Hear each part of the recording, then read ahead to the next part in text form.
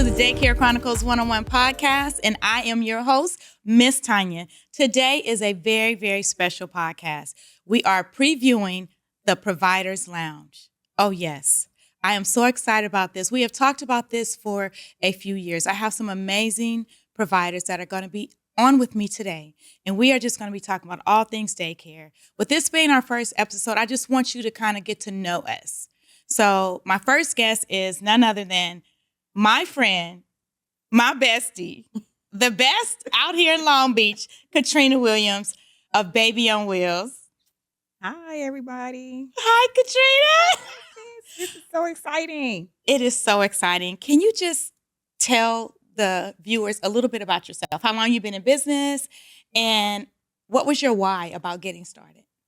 Well, I've been in child care business since 2023. Okay. I'm sorry. Let me rephrase that. 2003. 2003. So 22 years. Yes. I've been doing this. Oh. And I decided to stay at home with the children, with my kids. And then I decided to open up a daycare since I was at home with them. You're being so humble. I know. Can you tell us what you were doing before childcare? I was working for DPSS for 10 years. And I got injured on the job. And I was off for like a year. And so I just decided to just go into this daycare field. My neighbor across the street, Miss Sharon, yes, she was doing daycare, my cousin. And so they helped guide me through the process of getting licensed. How awesome is that? Yes. She is such an amazing provider. Oh, thank you. Thank you so much for joining me today. Of course. And all the way across the water, we have Tashina, my baby sis, as everybody knows, that's what I call her, my baby sis from Virginia. Hi, Sheena. How are you? Hello. Please, I am well. How are you? Please tell everybody about your why, how long you've been in business, and then you better throw in there something about that master's that you just received last year, too. Can we do that? Yes, ma'am. So my name is Tashina, and I am located in Virginia. And I have been working with children since I was about 12 years old. My grandmother had a daycare. My godmother had a daycare. And I used to work in the daycare. And that's when I realized that I love children and that children love me. So when I was in high school, I was saying I'm going to go to school to be a teacher. And my mom didn't want me to because she said I wasn't going to make any money if I become a teacher. And so I went to college and I got my degree in early childhood. And then I just graduated from George Mason. It's been 2 years now with my master's degree in curriculum and instruction. And so I've been in daycare for over, I'm going to say 25 years, but I've had my own daycare for the past 9 years. And I love what I do. Wow. Thank you so much. Y'all see why I love her? Mm-hmm. She is just a wealth of knowledge, and she's so humble too. Yes. You know, like that's the key here. It's just surrounding yourself with very successful but humble people. You know, that definitely makes a difference. Yes. And so my next guest, we found each other on, actually all these ladies I met on Instagram, like honestly, all of them. And so she is just the child care boss one. Miss Ineeze Gainey. And I just love her. She did a post about me and I was like, she knows who I am? Because I know who she was, right? I was just like so blown away. So Ineeze, I just want to welcome you, and please let everybody know how long you've been in business, your why, how you got started. Come with it. Hey, everybody. Yes, it's so funny because we both had the same reaction to each other. I'm like, she has my book. Oh, my God. So yeah, that was hilarious. But I'm Ineeze Gainey, passionately known as Childcare Boss. I have been in the ECE field for 25 years. And owning my own business for 18 years. Started off in family childcare and then branched off into center-based.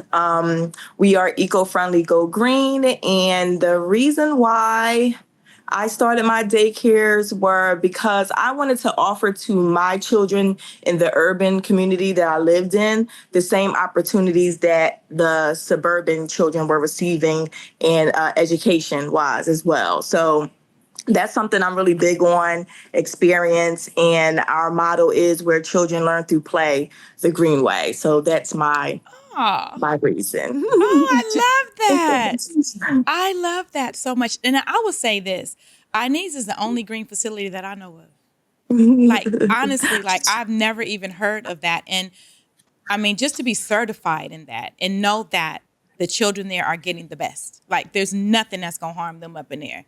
Like, you don't get any better than that. And you know I love you. Okay, Oh, thank you so much. My next guest, she's my baby. I just call her my baby. She's the youngest of the bunch here. She's absolutely amazing.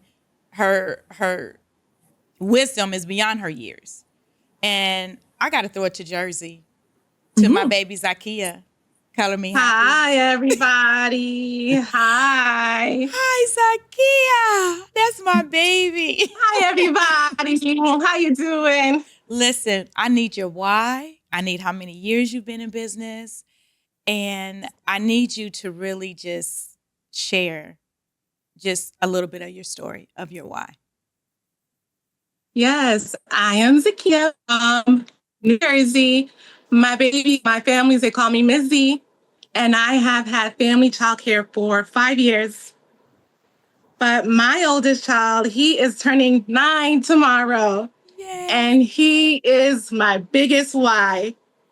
And my other 2 children, they are my why. So, as many of us, we get very attached to our children.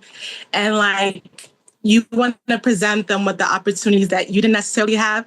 And sometimes, you have to do it yourself because they're not going to get the same anywhere else. And when I had my children, I knew I needed to keep them. I needed to rear-end them in their formative years. So when the opportunity presented itself, home daycare was like the solution, my everything. So that's my why.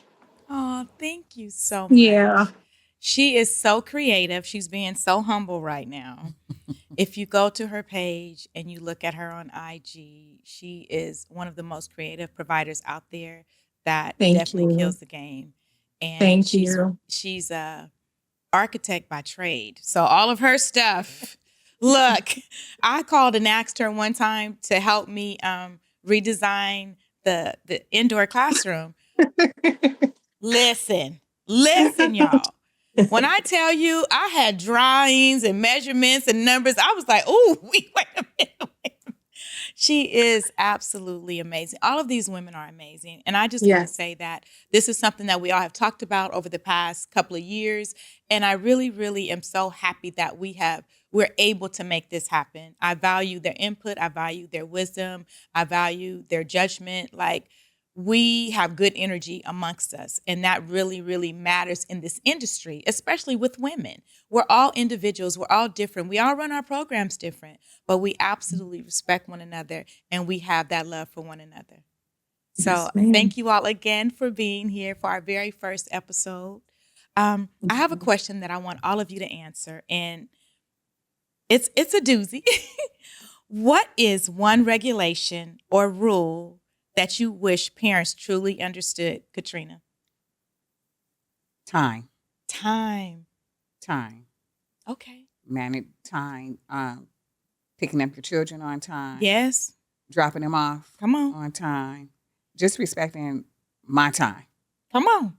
Absolutely. Absolutely. So Katrina says time management.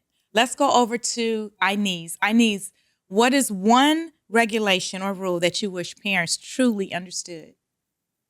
Just that we are a business. So we do have to operate as a business. So we have to have policies and procedures in place that have to be abided by so that everything is running smoothly, and not just for ourselves, but for the parents as well, to protect them, to protect the children, to protect our staff.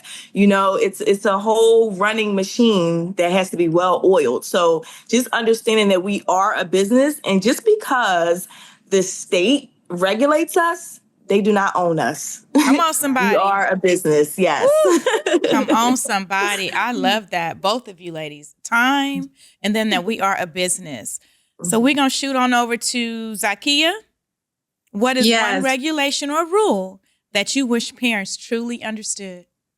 One regulation that was very big for me is our allowance on the amount of children we get to have in our care as family child care. So we're not centers, and we don't have classrooms full of 30, 40 kids and multiple classrooms. In New Jersey, we're only allotted 5 children. Wow. So why do I want a parent to understand that is because if we only have 5 children and I'm dedicating my all to your child, some parents don't understand that's why tuition is at a certain cost, or this is why certain protocols are in place, or why your care that you're receiving is a bit different and more intimate, why pickup time is important. It can't be here for 8 hours, The regulation that certain states have on the amount of children that is allotted in their care is big and important for me. I love that. Absolutely. Absolutely. I absolutely agree with that. Yes. Yes, ma'am. Now we're going to shoot on over to Tashina. Tashina, what is one regulation or rule that you wish parents truly understood? Hello. I wish that parents will understand that payments should be made on time and that they should follow the procedures so that we can run a qualified and professional childcare business. Because without those rules and policies in place, we will not be running a successful childcare. So I think that is very important with following the rules and making sure that you make your payments on time. Absolutely. Y'all, listen, I agree with all of this. Absolutely. And payments can be an issue if you don't get it under control, from the beginning. My rule is that I wish that they understood that we are not, in addition to all of what you all said, we're not nannies. We're not nannies. This is daycare. And, sometimes the parents just feel like it's just a one-on-one situation, and it's not. It's a group. So if I could do it with 5 to 12 children, you can absolutely do it with one. And don't come bringing me no toothbrush, no toothpaste. I'm about, can you brush our teeth? Because we didn't have time this morning. What? No. Don't come bringing me some clothes. Can you put this on them in the evening? Because that daddy going to pick them up. What? No, I'm not a nanny. You can go in that bathroom or in the room and change them, or you can change them in the car. But, these are just some of the things that I feel like parents don't always understand. But I'm so happy for you all to answer that question for me. And absolutely, wholeheartedly, I know that you guys live by what you just said. I know that for a fact. You guys don't play in your facilities because it's OJT. Once something happens, we're going to create a rule, right? Right. Oh, yeah. Come on now, somebody. Sure. Yes. So the next question. Yes, I know, right? So the next question that I have is, how do we as providers reclaim our narrative and professionalism? Discuss how you let a parent know, I'm just not a babysitter. How would a parent come to you and be like, oh, she's very professional, I really like her? What would be their reason for saying that about your facility, Katrina? Well, for me, we teach children at the daycare, go over our letters, phonics, yes, numbers. Yeah. And it's just not only just on the wall, but it's just throughout the day with their play and outdoor play as well. So the children are constantly learning. That's right. They're happy.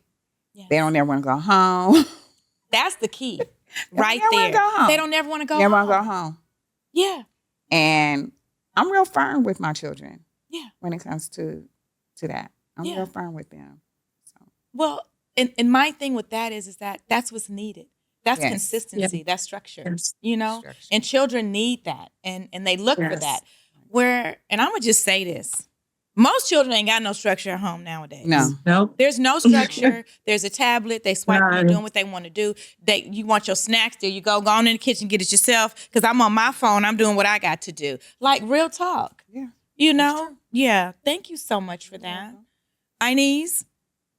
I'm going to say, because I stick to my policies, like I really do. And I am great at referring them back to page so-and-so for whatever reason.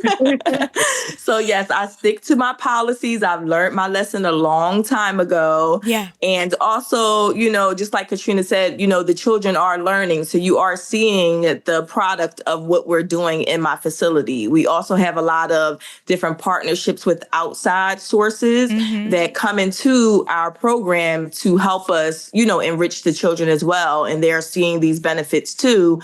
And also the resources that I provide, you know, for the parents. And, you know, we do assessments yearly. We do 3 of them actually, you know, throughout the year, you know, just touching bases, having parent meetings, you know, just to touch base with the parents of, you know, what their goals are with the children at home, just to create their home and school, you know, narrative and relationship. But also the way that, you know, we communicate with each other, you know, I have office hours that you come and talk to me. I'm also open to you texting my, you know, business line as well. But we have that relationship where I tell my parents, just communicate. That's all I ask you to do. Yeah. Just communicate. And we could figure out whatever it is that, you know, might be going on.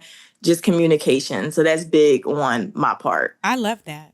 Absolutely. And, you know, I want to just touch on this a little bit, because out here in the trainings that we're doing, they're focusing on parent engagement. So are your parents really engaged? Because that's something that we kind of struggle with out here. We do. Okay. We do struggle with that. Not as much as I would like them to be, but I do understand that every parent is on their different journey in life and, you know, what they have access to be able to do, you know, when it comes to what we ask for, you know, from our parents. So I do give them multiple ways that they can participate or volunteer or donate, you know, things like that. Not too much on just like one way, whereas though, okay, you may not have the funds to do this, but you might have the time to do it, you know, or you may be a creative mom or dad that can make us something that we might need for a project or a theme that we're doing, or, you know, or something like that.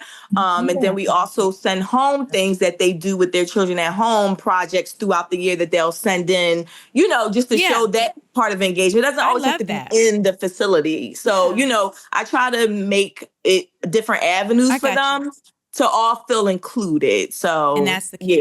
Inclusivity. Absolutely. No, absolutely. So we're going to shoot this question over to Tashina. How do we as providers reclaim our narrative and professionalism?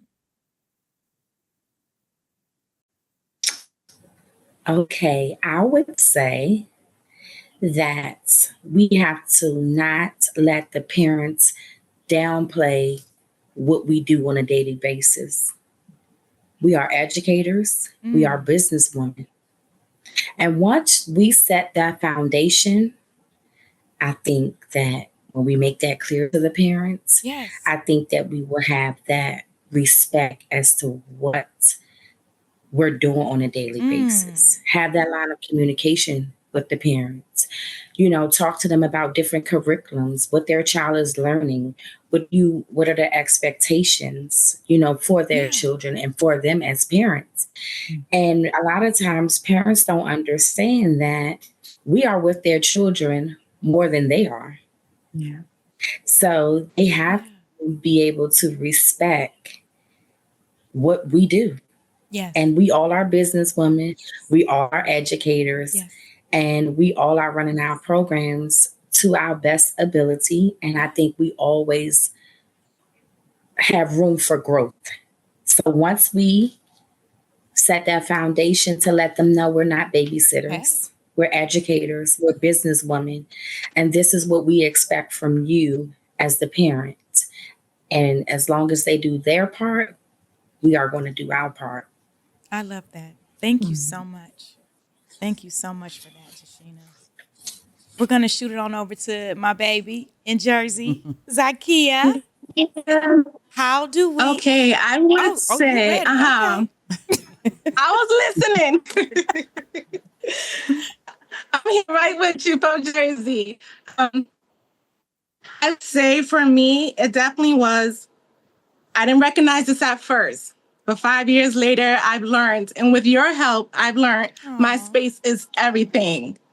And I say that because when I first thought about my daycare, I spent a lot of time designing it and what's going to go where and how it's going to operate and what makes the most sense in storage. You know, I spent a lot of time thinking about those things because that was just me. And this is what I wanted my space to look like.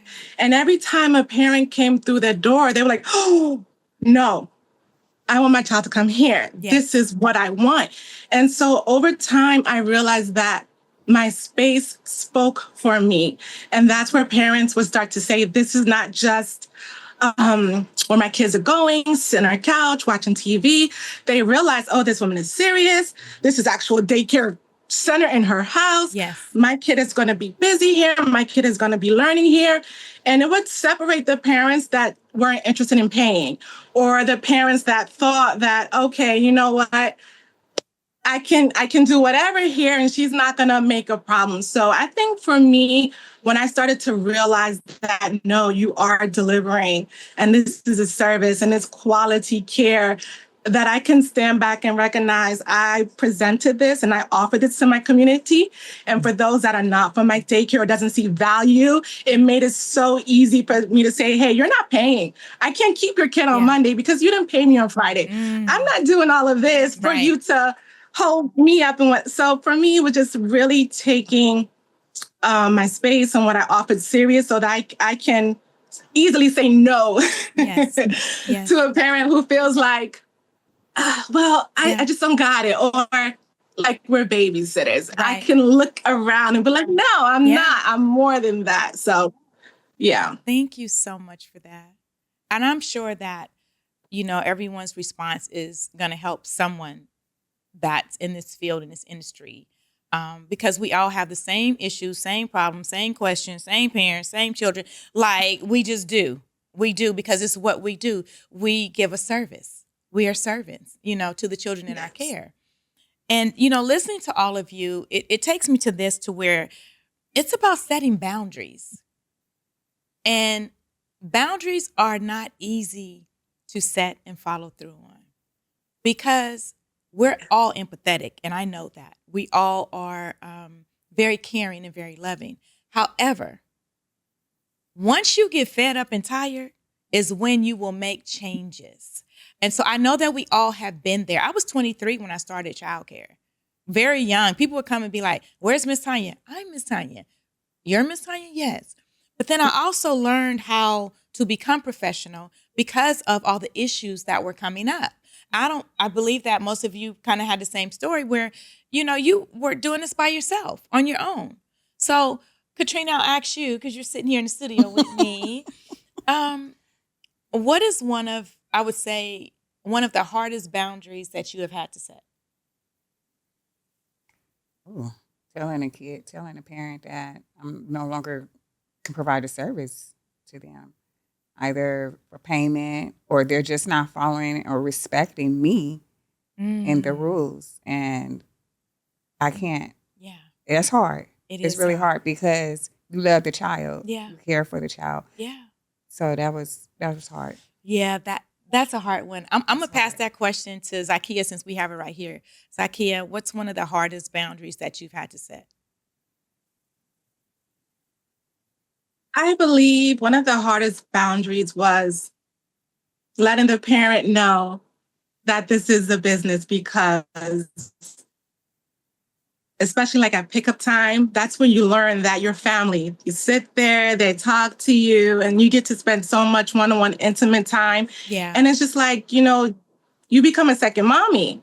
And so because you come so close and we're family, that's where all the other protocols start to slip as far as payment and late pickup and things like that. So the boundary is just drawing the line between, yes, this is their second home and I'm their second mommy. Yes. But no, I am Ms. Z, and this is our closing time, and this is our opening time, and this is what you can't do. So just separating the lines between, family and I work for you. Yeah. No, absolutely. And this is, That's definitely a tough one. Can we shoot on over to Ineeze? Ineeze, can you answer that one?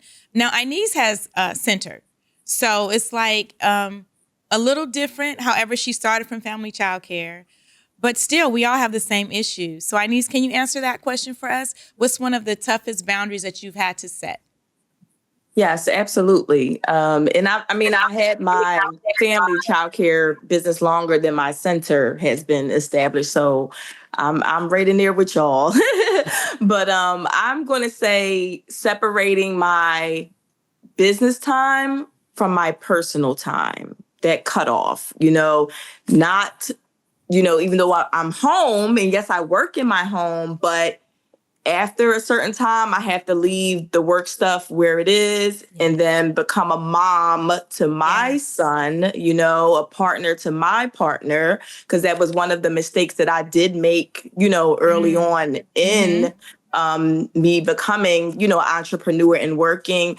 I didn't have that valve to cut off and on because I was hungry, and I wanted my business to thrive. So I'm taking kids all times of the night, but not realizing that I am neglecting, my son and my partner at the time, of their time. Okay, yes, I'm cooking dinner because I have to cook for these kids too. So I'm cooking dinner, so y'all eating, but it's a difference, and that undivided attention means a lot. And I didn't even realize the hurt that it did until I came about writing my book. And I have a section in my book where I talk about this. And I actually asked my son about that. And when he told me, I broke down. Like every time I kind of talk about that, I feel very emotional, because it's like, dag, I can't take that time. I can't take it back. I can't go back. Yeah. And it's like, I didn't know. I just thought he was okay. He'd get to stay home with me. He has friends to always play with. But when he would act out and things like that, I would send him to his room. So, I'm guilty for that, but I'm down here with these other people's children, So I didn't realize what I was doing, but definitely creating that boundary between your family time and your business time for sure. Yeah, absolutely. Yes, absolutely. For me, I believe that I was just like Ineeze. Didn't have a cutoff button. Working. I've done weekends. I've done 24 hours. I've, not taking vacations, all of those things and just working and feeling like, well, at least my children can see me.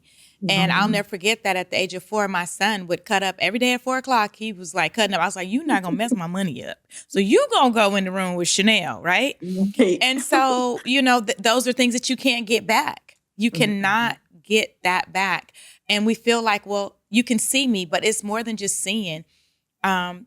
We have to take that into consideration. I've given that advice to Zakiyyah with her children because she has smaller children than all of ours now. And it's just like, you got to make sure that they're happy. You got to, keep in tune with them and ask them because their feelings matter.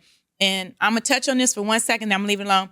Daycare can ruin a marriage. Let me say that. Okay. Can ruin a marriage. I know.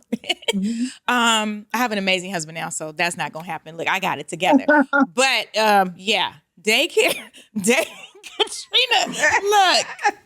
look, we're keeping it 100, okay? Right. I'm just saying. I'm like, looky here. This is, you get to be like, this is what's paying the bills right here. What you doing? You can't do that, ladies. You can't do that. You can't do that. Sheena, I didn't have you answer that question, right? No. No. Okay. So, boundaries. What is one of your most difficult boundaries? I definitely struggle with my cutoff time. I would have parents that want to talk and they're here for an hour, Yeah. 2 hours. Yeah, no. They're calling me late hours of the night. Yes. And my son is grown now. Yes. So I still have to make time for my husband. Mm-hmm. And so I have to set the foundation like, hey, listen, these are my business hours. After my business hours, feel free to text me. I'll answer your question in the morning because I still have to make time for my family. Right. And I don't want to lose my husband to daycare. That's right. I still have to make time for him. And even though my son is grown now, I still have to make time for him as well because it's things that he needs. He still lives at home. And so I still, make that time for him. So I would say definitely sticking to your hours and making sure you have that cutoff time. Sometimes you might have to meet them at the door. Hey, sign them out. Oh. I'll see you later. Have a good day. Absolutely. Because if not, it can go on and on and on. Yeah. So, yes. Yeah, absolutely. I mean, boundaries are necessary just for your own mental health, your own physical health, your own emotional health. Because we're taking care of the children, we take care of the whole family. Everybody gonna come up like they do in the barber and the beauty salon. You're gonna hear some stories. And oftentimes, that's a good thing that we can be that outlet. But you cannot let it compensate for them not doing what they're supposed to do. You know what I'm saying? Sometimes you have parents that want to complain, but it's like, okay, well, I've given you this idea, this suggestion, and you still complaining because you didn't do, what we discussed. And so that matters. It absolutely matters. I've learned over the years, my 35 years of just setting boundaries and sticking to them. Got to. Because Mr. Muhammad, he ain't going to be mad at me because of y'all. No, we're not going to do that. Oh, my goodness. This is such a good conversation. Like, I really want this to be to where providers can come on and know that it's a safe space and that we are just going to talk amongst one another and just share and be open about things. One thing that I think parents don't understand, and we're going to touch on this, is licensing. Mm-hmm. Even though we're running our own business, we still have regulations. Mm-hmm. We still have rules. Mm-hmm. There's safety precautions. Like, there's all these things that we still have to do. Right. And I feel like licensing, they're not giving us a break. If they come out, they will cite us. So I feel like parents don't always understand that we have rules and guidelines too that we have to follow. And that's why y'all have rules and guidelines, because we got rules and guidelines, Yes, this is my business, but if I don't do this, if they gonna come in, they can possibly shut me down. So the reason why your baby can't wear no open-toe shoes at Miss Tonya Daycare is because I don't want her falling, scraping her little cute little toes up, and then you want to go to Kaiser, and then they're gonna talk about this happened at daycare, and then they're gonna be calling social services and licensing. Like, this is how this really goes. Am I right? Yeah, absolutely. You're right. Yeah. Absolutely. It's a lot. Very right. It's summertime. No open-toe sandals. Don't do it. Can't do it. Because I've had a child hurt themselves in the past. Right. Mm-hmm. Scrape their little foot toes all up, and the mama like, well, what happened? Well, you put her on the shoes. Licensing don't care. Mm-mm. That's called, what they call it? Neglect or something like that. Right. It's neglect. Yeah, negligence. Yeah. It's like, and I'm like, I was right there. Well, you didn't catch it. You know what I'm saying?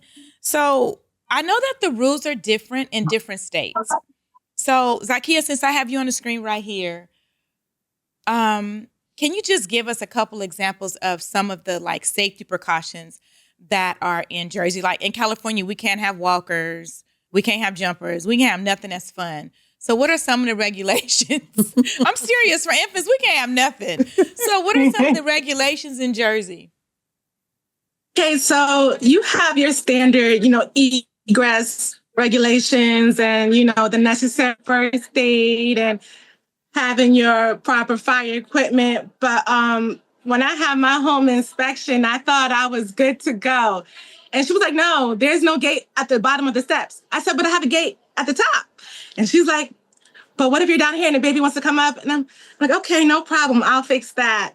And then outdoors in my backyard. I have a little step up, and it's no more than a foot, but the children can drop from the jump from the grass area to the concrete if they wanted to, which they have done plenty of times, and bust a lip.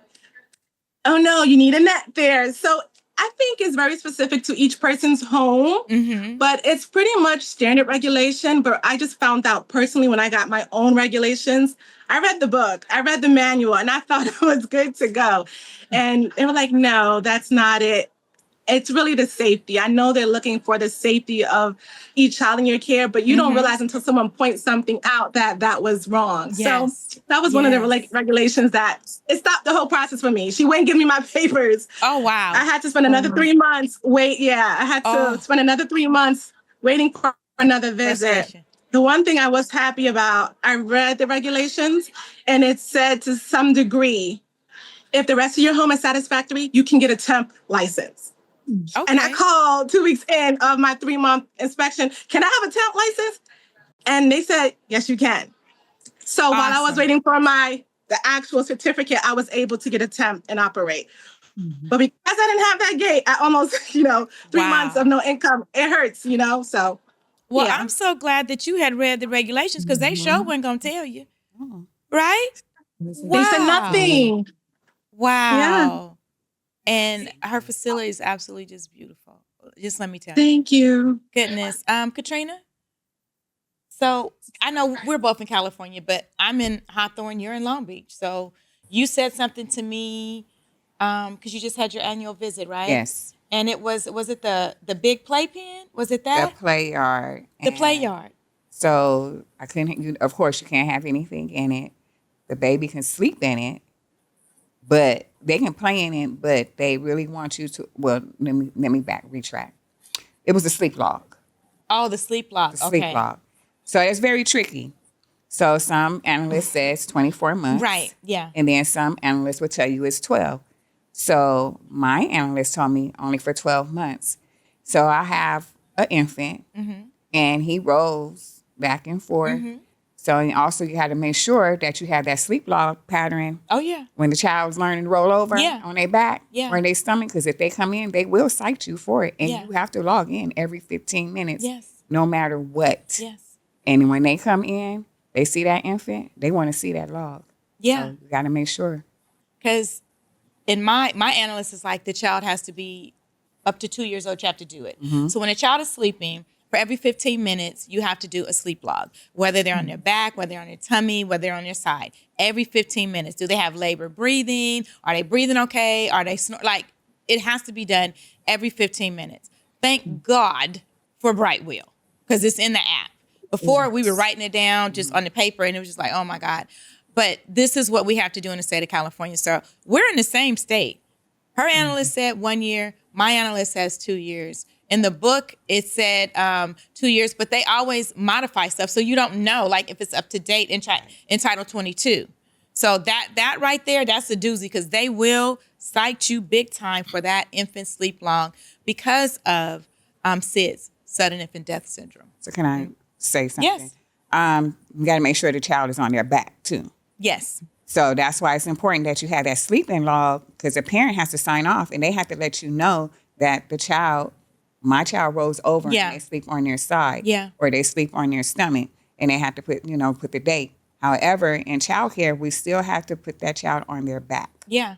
You have to put them on their back. No matter they 8 months, 8 months, 9 months, they rolling over, they on their side, they on their stomach, they on their back. But we as providers, we have to put these children on their backs. And there's no swaddling. No swaddling. Nothing. So that's the next major thing for me is really doing a campaign about awareness. The hospital teaches you to swaddle. Parents swaddle at home.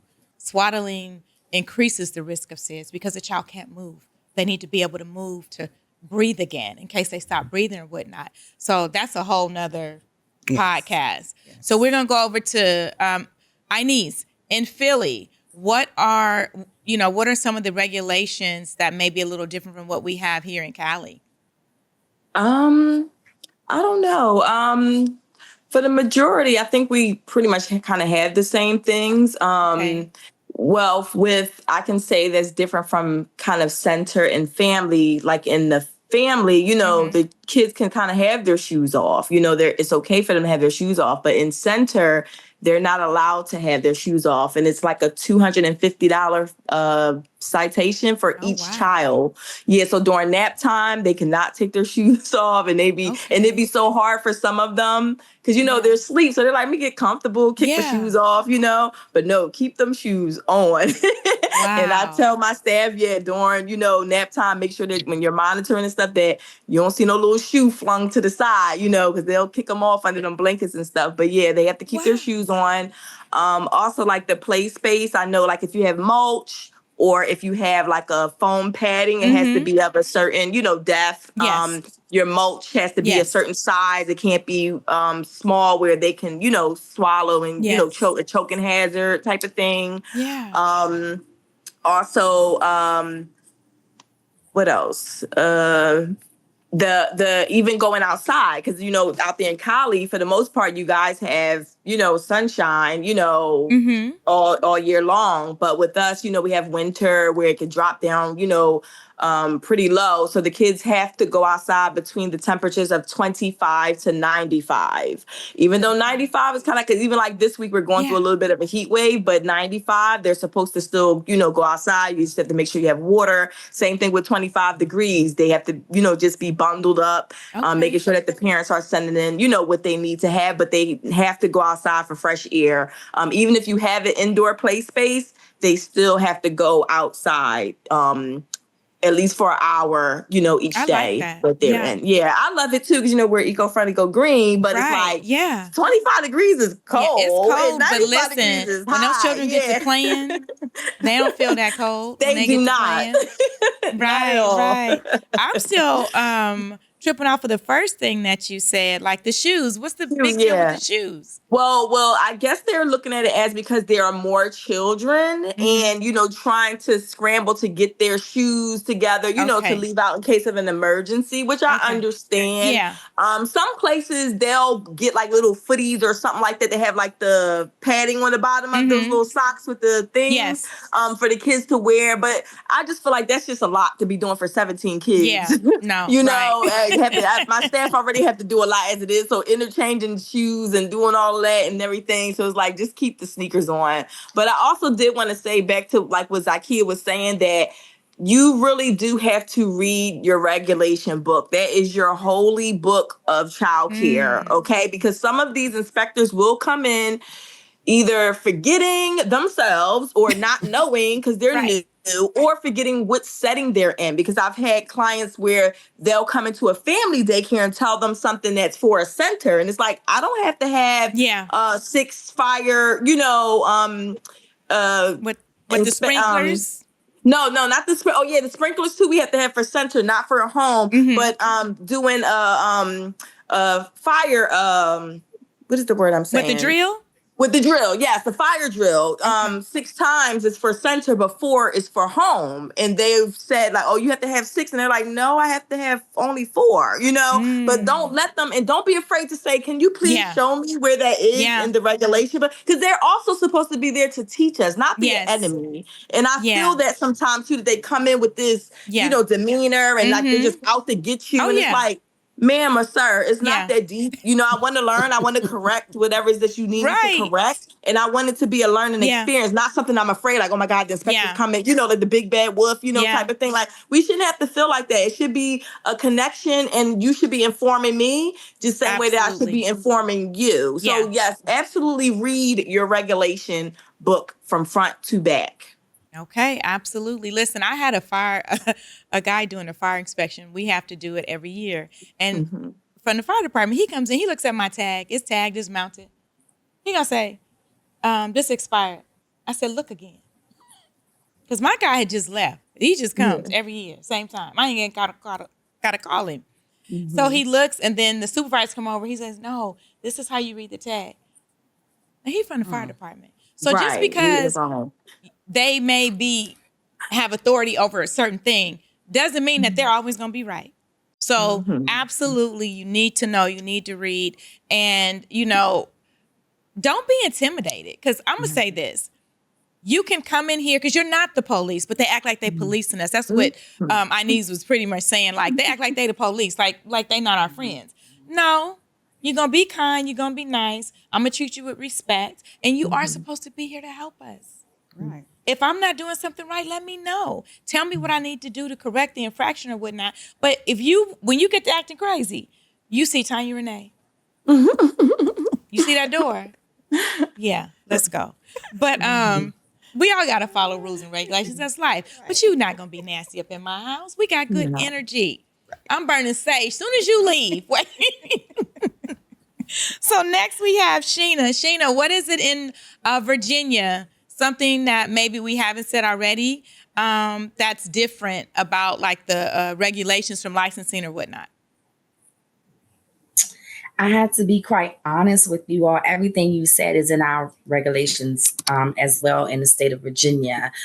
But when you said that they come in and like Ineeze said, it shouldn't be pressure, or it shouldn't be like you said, they're policing us. They should be working with us.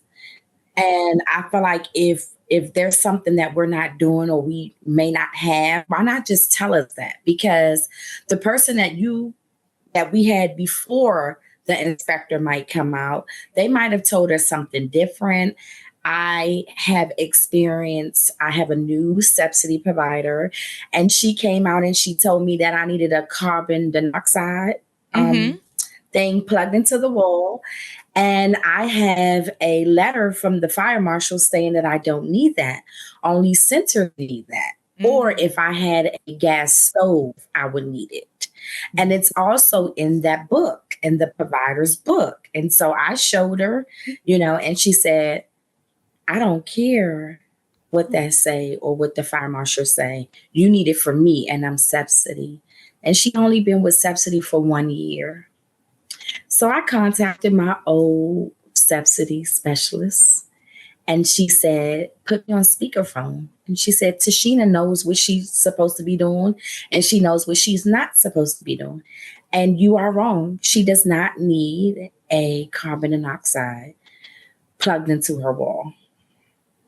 And so she was going to side me for that day. So I had to make a phone call because I knew that I was right. And so the worst thing you can do is come into a facility and, be nasty or be rude or acting like you're the police. I feel like it always should be a line of communication with us and licensing. And you can, make your point with just communicating it to us in a nice, professional, pleasant way. Agreed. And so that's the only thing that I've ever struggled with being in business for this amount of years. But everything else you said, we have the same rules. Like Ineeze said, we have to take the kids outside. Yeah. Even if it is 25, they have to be bundled up. Even if it is hot, we still have to take them out. Even if we take them out for just a walk, we still have to take them out. Yeah. Now, I believe in children going outside. I'm from Ohio, and I remember playing in the snow and rolling around. And even here in Cali, the parents were like, it's like 50 degrees. Oh, it's cold. Send a jacket. Because we're going outside for a little bit. Ineeze said 20. I'm like, they would lose their minds, right? But back to Sheena with the carbon monoxide. So in California, we have to have it. Yes. We have to have it. And so it's like they just added that a few years back or whatnot. But we have to have, so that Home Depot sells the the smoke detector with the carbon monoxide in it. So when my analyst came last year, she was like, this isn't the right one. I'm like, it is the right one. Like, you got to know your stuff. So I had to take it off the wall, let her look at it, it works. Like, you have to know, but we have to have it. And when you think about this too, that's a silent killer. Yeah. You know what I'm saying? Like, carbon monoxide is a silent killer.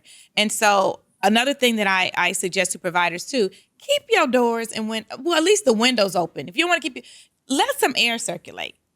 You just trapping all these germs in. Like, let some air circulate. It's going to be okay. Y'all want to harbor stuff in there. No. But we absolutely do have to have the carbon. And that's been changed since, I want to say maybe 4 years, 4 or 5 years now. Yeah. Yeah, it's been a little while that they added that regulation in there. So we're gonna wrap this up. We have had an amazing conversation. I am just so excited. Solomon's over there, he's smiling. Look, okay, he's the producer of the show, right? We got a producer, y'all. So I just want each of you to give some last words, and then I'll give mine. I'm gonna start with Katrina first. Just some last words about just why you wanted to do this and why you agreed to do this, and just something positive to leave to the audience, like for the week. I put you on the spot. Yeah. Yes. I love what I do. I love the kids. I just watching them grow. And that's just something that I like like to do. This is my passion. Yeah. This is my passion. And just to see their little face lights up when I open up the door, like Miss K, or that's rewarding. That's what it's about. And then they don't want to leave, and the parents are comfortable with you, and then here they come with the other sibling. Right. But that's rewarding, so you know that you're doing an amazing job. And I wouldn't change it any other way. It can be challenging, absolutely. But I'm up for the challenge. Yes. Up for the challenge. Her facility is absolutely gorgeous. Thank you. She's so humble. I walked in, I was like, girl, like you talking about parent engagement? I'm like, oh, my parents must think I don't love them because all that she has up there, it's just, it's everything. It's absolutely everything. But I thank you too, because you're my mentor, and I appreciate you. Always there. When I call, I'll be like, I have a situation. She always like, well, what? And I'll tell you. Yeah. Like, you should do X, Y, and Z. So, but I thank you as well. I appreciate you. You're Thank welcome. you. So we're going to go to Ineeze. Ineeze, so any last words that you would like to say? Some words of wisdom, encouragement? Yeah, I love this part of just being a childcare, provider. I love, being in the classroom and stuff, but I also love this side with connecting with, providers, up and coming providers that have been, in the game. And you always can learn something. And regardless of where we are and where you are in your journey as well, you can always learn and receive, some type of information or ideas from, each other. And it definitely needs to be a sisterhood just like this, not us being against each other at each other's necks, or, oh, she's doing this, or, oh, I did that first, or they have these toys and now this it just missed me with it, Aww. So that's why I just, kind of stayed to myself unless it's time for me to come forth, but just stay true to who you are. And if you have an idea, just do it, regardless of if you see somebody else do it, before you and you thought about it, just still do it. It may not be the same. Your effect may not be the same as theirs. And that's what we're all here for, to encourage each other and to give each other ideas to do. So don't feel offended if you see somebody doing something that you're doing as well, or if you like something so much that you want to copy the same thing too. Just do it. Yes. And do it in your own way, in your own swing, but put your twist to it, be your own person. And just the main thing is these children, just making sure that you're providing the right care that you're supposed to be given to them, safety, making sure that they're getting the education that they're supposed to have, the high quality, the real high quality, because everybody throws that word around, high quality, but real high quality childcare. We need to really bring that back, into the industry. So I love that. Thank you so much. Thank you. I love you. Listen, she's truly amazing. Everybody here is younger than me. Let me just say that. And when I tell you that I learned something from every last one of the women that are on here today, I absolutely do. And I value them and I value their input. And I just love to see them grow and develop as well, because we are all killing the game. Mm-hmm. And the beautiful thing about all of us is we help others. We want to see others, succeed and elevate. So, Sheena, with that being said, we're going to go to Tashina. Tashina, any last words that you would like to say to the viewers? Yes, I would like to say to the providers that feel unseen or unheard, the work that you do is not small. You all are shaping and building futures for early childhood learners. So even if you feel like you're being unseen or unheard or unvalued, just know that. And this sisterhood that we have is powerful. All of you ladies have helped me in some kind of way. I had a question for Ineeze one time about taxes. I called her. I had some ideas for Zakiyyah. I asked her, hey, what do you think about this? Yeah. I called Katrina. I call you every day and drive you crazy. So this sisterhood is very important to me, and I like the way that we uplift one another's. And if there's anything I can do to help anyone, please feel free to reach out to me. If there's something on my page that you like, I really don't care if you do it. Right. Because I'm not the only one that has that idea. We all are educators. Yes. We all are in this industry. We all have some of the same ideas, and we are too old to be saying someone copied off of me. Come on. We all have the same ideas. Yes. Just do it differently. Yes. So I'm with her when she said, don't ever be afraid. Don't ever be afraid to do something. If you see someone else do it, so what? Yeah. Still do it. If that's what you want to do and that's on your heart, do it. Do it. Absolutely. And Thank so you. I'm gonna leave that there. Was that you, Roxy ladies. in the background cutting up? No, it was her daddy. Zakiyyah, my baby. Any last words? Yes. Hi again. I think that we all came together naturally, and that's what I love the most. Mm-hmm. And right now I'm in a transition period where I'm figuring out so much. Watching my children get older, I want to have retirement. I want to have savings. I want to know what can I do to secure my family. And thinking about that brought me back to the beginning and how hard it was to get through this journey. And when I found your page, that was just so much help for me. Watching the skits and all the information that you provided, even though I thought I had it together, and I don't ask for help because I'm independent like that.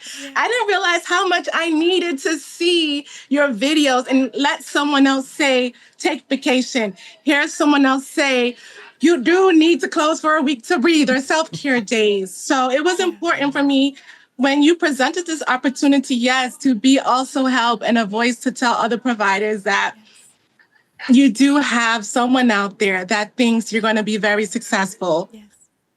And if you put yourself first and if you put your business first, it is going to work out. If you give 100% of your investment, you're going to get the results you want. And having no one to say that along the way until I met you ladies, especially like, you might be the only one in daycare in your family that has daycare. Yeah. I'm the only one. Everyone else like, oh, your little business. Oh, good for you. Oh, and I'm like, no, this is not little business. This is Right. me working. I'm busting over here trying to be all these referees, these hots, cook, chef, cleaner, everything. Yeah. So it just validated hearing you every day, being able to call you ladies and listen to your wisdom to say, I got this, I'm gonna be good. And I could foresee the future and I know I'm good. So thank you for presenting this opportunity, Provide Alone, for us to come together and be that for other women and men in the industry.